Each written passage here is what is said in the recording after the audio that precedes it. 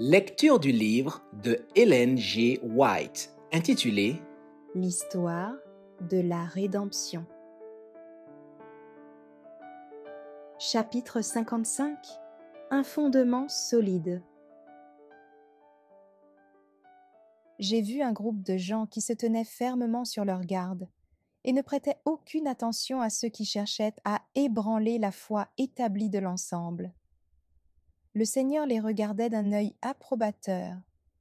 Il me fut montré 3 marches qui conduisaient à une plateforme et représentaient les 3 messages, du premier, du second et du 3e ange. L'ange qui m'accompagnait me dit « Malheur à celui qui retranchera la plus minime partie de ces messages. » Leur véritable signification est d'une importance vitale. La destinée des âmes dépend de la manière dont ils sont reçus. Je fus de nouveau ramené à considérer ces messages et je vis à quel prix les enfants de Dieu avaient acquis leur expérience. Ils l'avaient obtenue à travers bien des souffrances et des luttes. Dieu les avait dirigés pas à pas, jusqu'à ce qu'ils soient placés sur une plateforme solide et inébranlable. Je vis quelques personnes s'approcher de cette plateforme pour en examiner la solidité.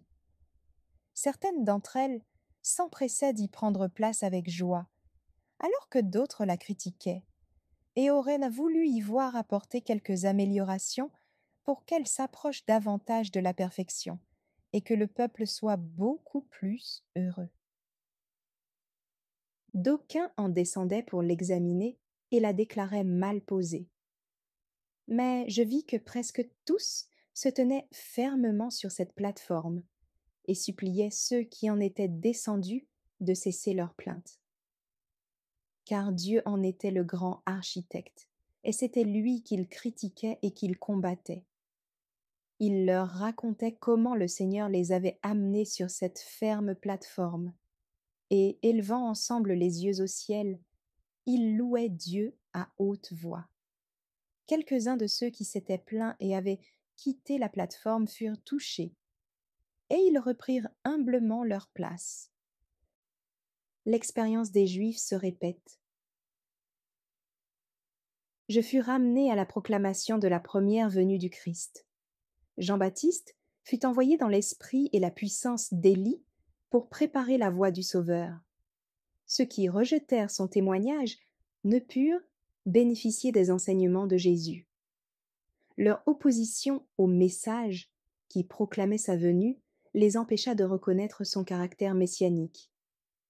Satan poussa ceux qui rejetèrent le message du Baptiste à aller encore plus loin, à rejeter et à crucifier le Christ. Ils ne purent ainsi recevoir les bienfaits de la Pentecôte, ce qui leur aurait enseigné la voie du sanctuaire céleste. Le voile du temple, déchiré, indiquait que les sacrifices et les ordonnances judaïques ne seraient plus agréés.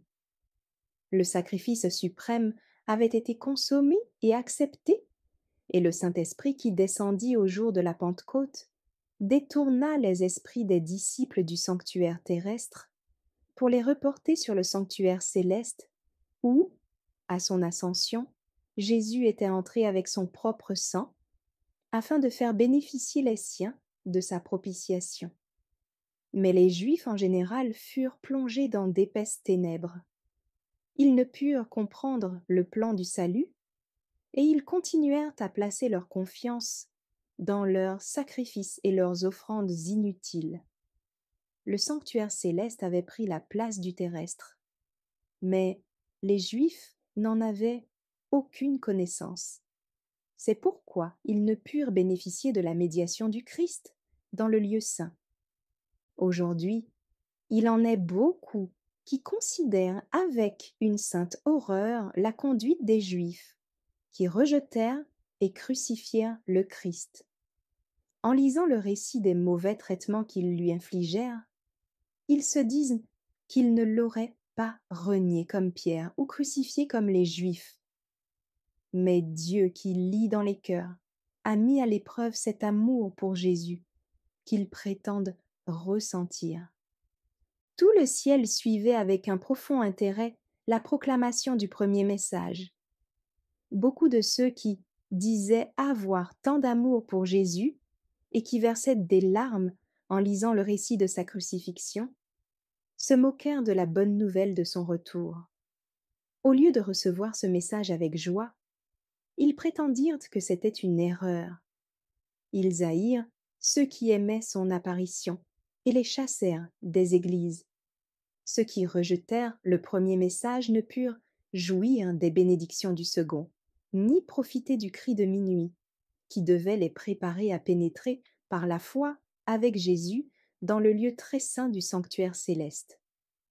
En rejetant les 2 premiers messages, ils ont obscurci leur intelligence de telle manière qu'ils ne peuvent reconnaître aucune lumière dans le message du 3e ange, qui indique le chemin du lieu très saint. Merci d'avoir écouté cette lecture. Si vous avez des questions ou des remarques sur le thème abordé, n'hésitez pas à les partager dans les commentaires et notre équipe ne manquera pas de les considérer. À bientôt sur lereste.org.